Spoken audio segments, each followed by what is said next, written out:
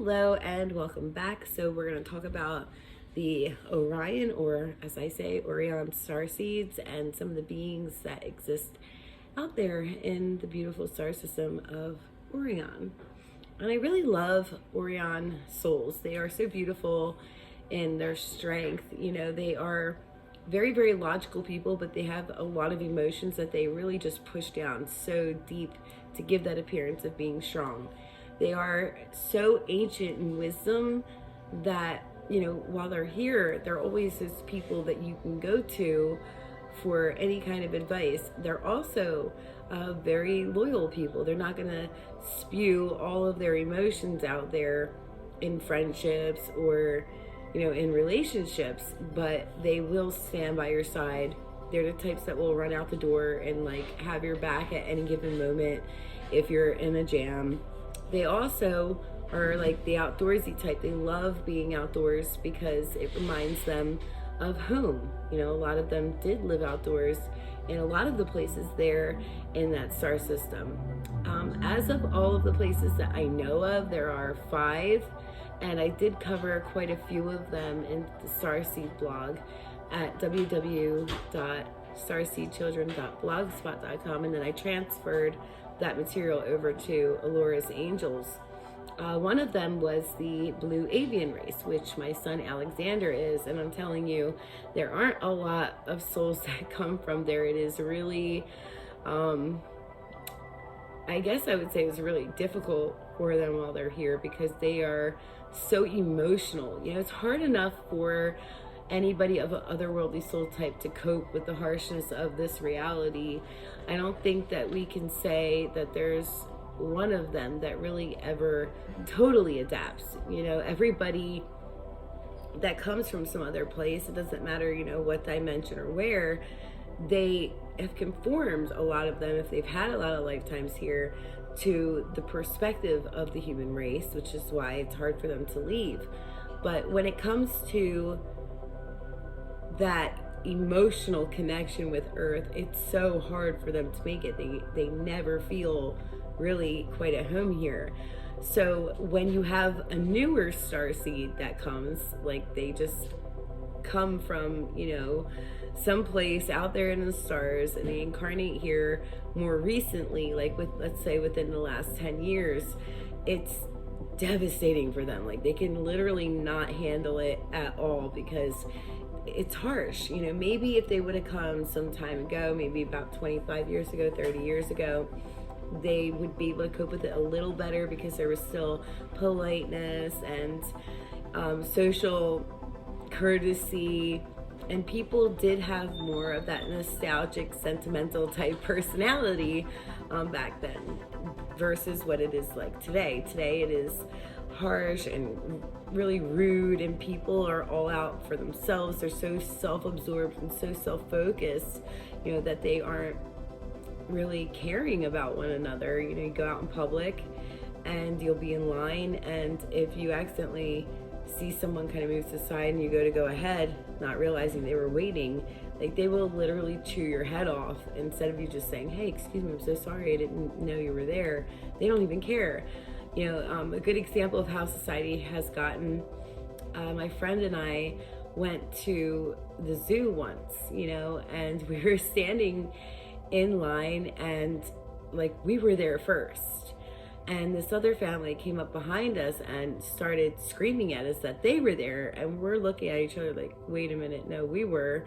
But they kept pushing the issue, and then they started kind of threatening us just to get ahead. And my friend, you know, she was still learning, and her normal reaction at that time was to fire back at them, you know, verbally, to say, excuse me, you know, we were here, you're not going to convince me otherwise because there was nobody else around in the last 5 minutes. You're not going to come up here and push us to the side. But I told her, listen, if it means that much to them to have to go into ignorance and start something violent just for a position in line, then let them have it, you know. Just, and she's like, oh my gosh, like how can you do that? Like I wouldn't have the patience or the heart for that, you know, because these people already have gotten me really upset and really frustrated. And I told her, like, you can't get frustrated. It's the way people are.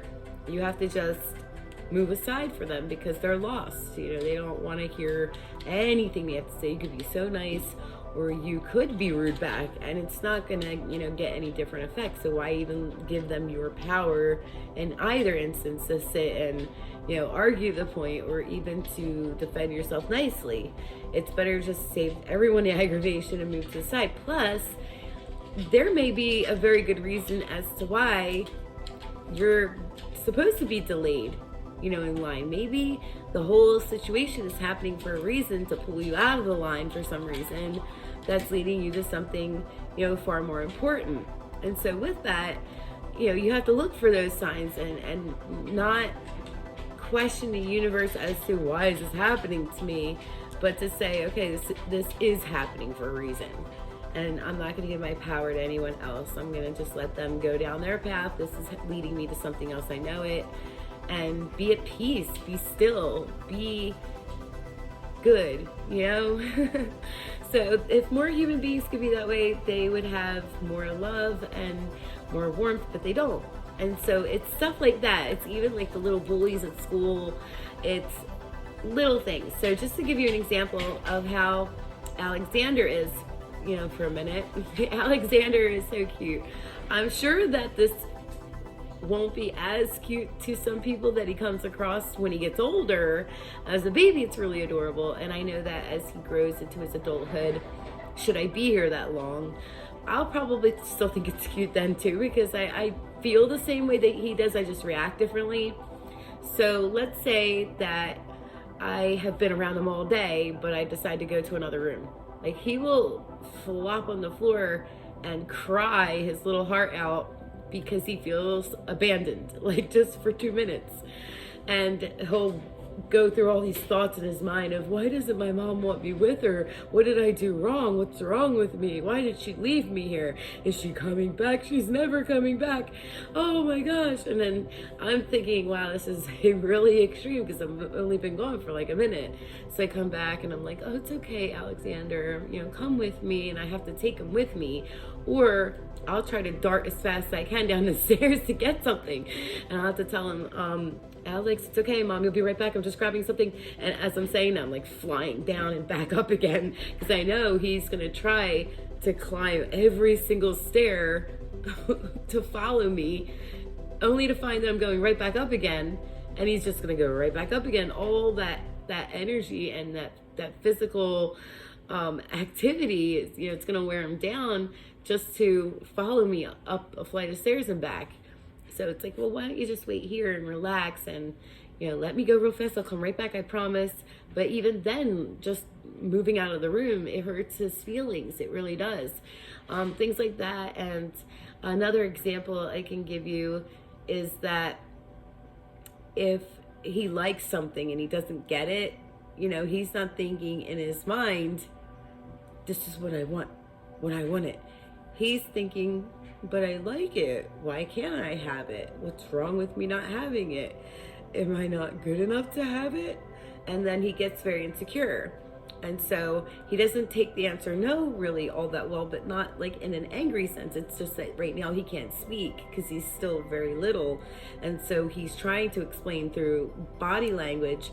And even if I'm still saying no, he's getting more upset at the fact that he feels like he hasn't conveyed how he feels about it. So he gets upset when he can't express himself. And so first there comes the insecurity.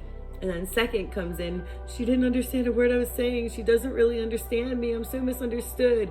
And then it's like, why? And then he's like on the floor, you know, letting it go.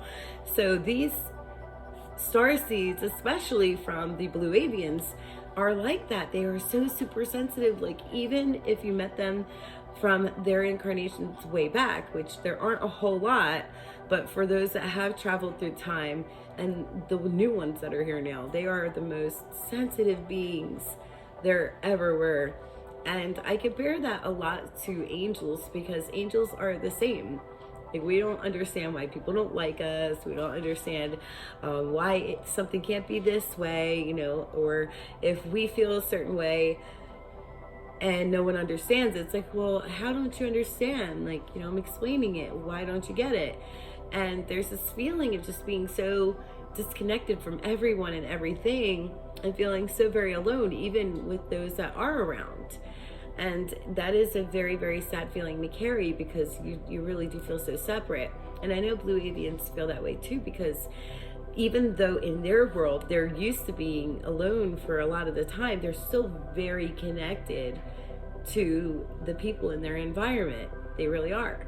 So if I can explain to you how they are there with each other, it's like they do pair in groups, they do pair in pairs, but there are a lot of times throughout their day that they go off and they'll just be in the stillness of the moment, and they're still like interlocked into that consciousness of their world and the other beings in it. So even though someone's far away, they can still feel. So with that, they do have a really beautiful world where there's a lot of magnesium that's found in the waters, and they do have like a lot of fire that comes out of their land and their water because of the magnesium, and it looks, you know, very colorful because of that.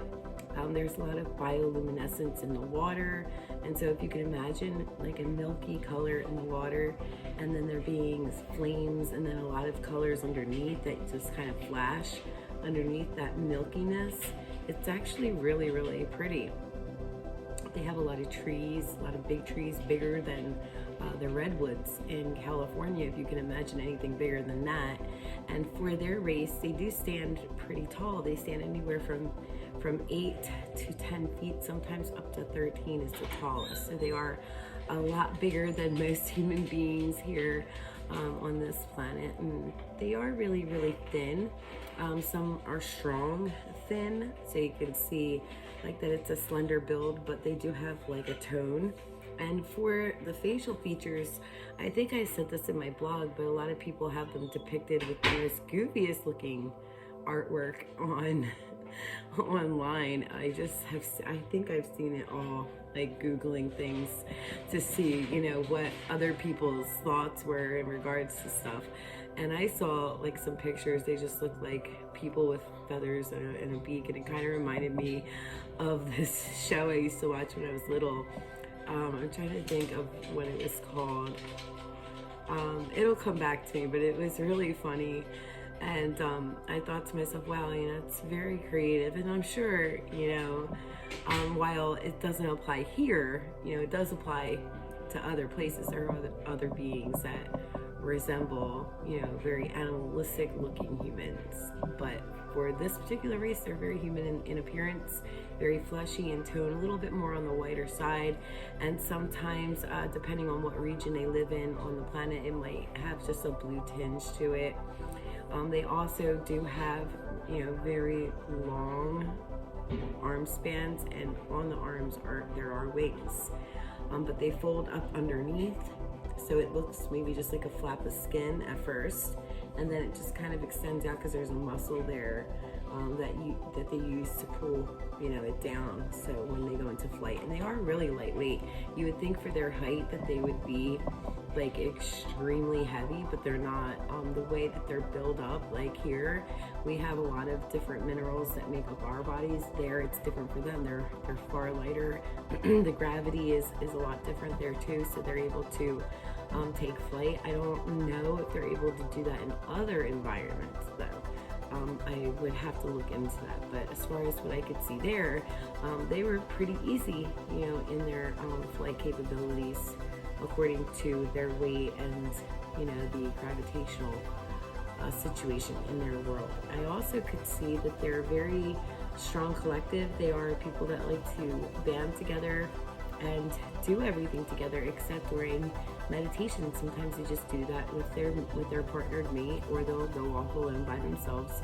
But like I said, even though they're alone, you know, they still do try to connect, so they can just be sitting there in a meditation, and that meditation might break for a minute because a thought comes, you know, from across the distance to them. They're very friendly, very loving creatures. They have so much wisdom to share because a lot of them are very observant, especially when they do act as messengers in other worlds. They pick up and collect a lot of things that they bring back to theirs, as a lot of other worlds do when they are, you know, traveling and sharing info from their travels. But that's not the only world that exists there. You know, there is another one, it's a feline race, and for them, you know, a lot of my pictures are very symbolic, and I think like people have looked at them and they're like, what is she into? She must have lost it.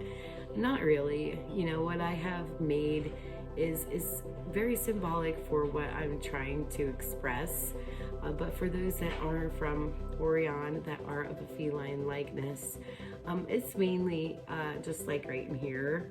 And sometimes they do have like a very thin coating of hair that looks like fur because it doesn't grow much longer.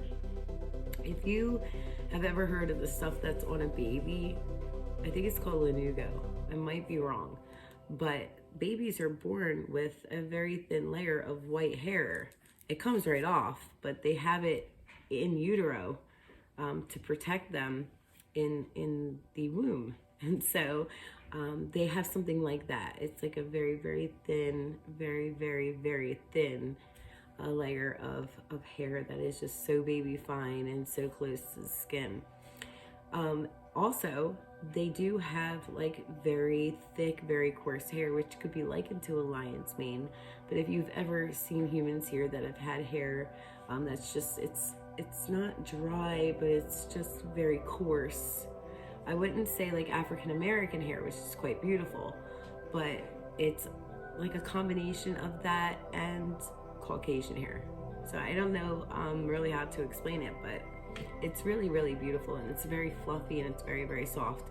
And it does come in a lot of different arrays of colors depending on their family line, because they do have one that's like a reddish copperish, and then there's another that is kind of like an orangey red, and then the other one is just really, really black. The only other place that I've ever seen like a feline that had more of a white hair was in the Hyadian race. So they're really, really brave people too. I think that their world kind of reminded me, this feline race in Orion that is, kind of reminded me of ancient Egypt, but more advanced technologically. Like the pyramids weren't just made out of stone, they're made out of some kind of a metal, and then underneath, you know, it could just lift up like a craft and move, whether in their world or to some other. So that was kind of cool that they had these homes that were able to just up and fly to relocate within their planet, and also, you know, interplanetary. I also felt that a lot of their culture was extremely influenced by the Arcturians, because a lot of things that I was hearing, picking up, you know, having visited there, a lot of it sounded like the root teachings of the Arcturians, which is pretty fascinating, and I really, really enjoyed talking with some of them. But they did advance on their own over time. You know, they probably just had like that foundation from the Arcturians, because I do know that it's a fact that they were influenced by them. But as far as my having seen that, I wasn't there at that time. But I can tell you from what I did see, you know, you could see that heavy presence, you know, really, really strong. But from other experiences of their own and other visitors they've had and visits that they have done, they did bring in a lot from a lot of other places too. And one of them being Pleiades, which takes me to the next subject, that one day there is going to be a hybrid race of Pleiadians and those from Orion or Orion, and they're going to be called the Pleiadians. And they are going to be a really beautiful hybrid race. Probably, I would guess, because I look into the future and I know that the future can shift and alternate depending upon, you know, choices, decisions, and everything. But when it comes to creation, it usually stays the way that it's planned at first. So I can tell you what the beings will look like. I don't think I can tell you how the whole entire route of the planet's going to go yet. But I can tell you that they are going to be a very beautiful race with that feline type of appearance, a very human otherwise, and more than likely they'll have wings. So it kind of reminds me of the creatures that they describe on Earth that are like lions with big wings, and what was it, like a griffin's feet? might have been a griffin, or I think there might be another word for it. It's off the top of my head because everything I'm saying, I haven't like pre-planned to talk about it. I just thought I would get in here with these videos and talk about them. But there is another animal, mythological animal, that it's not a griffin, but it's something similar, and it has the body and face of a lion, but it has wings and then the feet of like an eagle. And I think I covered that in one of my blogs before, but like right now I can't get it off the top of my head. But with that, you know, that's going to be a very beautiful race. If you can imagine like a lion breed that's, you know, very human, that has beautiful wings, you know, to kind of fly around. And I'm sure they'll take a lot of the building architecture from all of the worlds, you know, within their star system, as they kind of combine everything and blend it together, as that's how they grow from one another, and then they build elsewhere with what they've gathered. So it'll be a very beautiful technological world with pyramids. As pyramids are really, really strong in their communities. They believe in the power of the energy being conducted from a pyramid shape. They'll also probably have a lot of taller buildings too, as that's what exists there in the world of the blue avians. And there is another world that they are very Native American Indian, like they're very dark skinned.